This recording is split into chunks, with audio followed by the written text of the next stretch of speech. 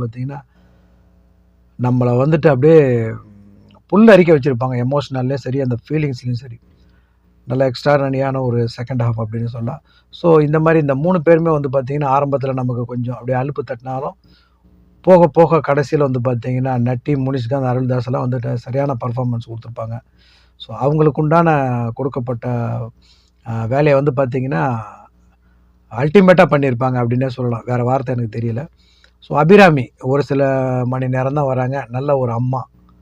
நல்ல ஒரு குடும்ப பாங்கான கேரக்டர். அவங்களுக்கு பெர்ஃபார்மன்ஸ் பண்ணுறதுக்கு ஒரு 10 நிமிஷம் அழுகை காட்சி இருக்குது.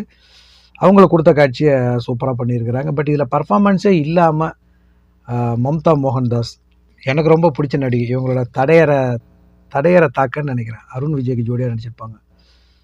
ரொம்ப கியூட்டா, ரொம்ப அழகா இருப்பாங்க. இவங்களுடைய மலையாள படம் அன்வர் வந்து பார்த்தீங்கன்னா, எனக்கு ரொம்ப பிடிக்கும். அதில பாடல்கள்லாம் வந்து எக்ஸ்ட்ரா நெறையா இருக்கும்.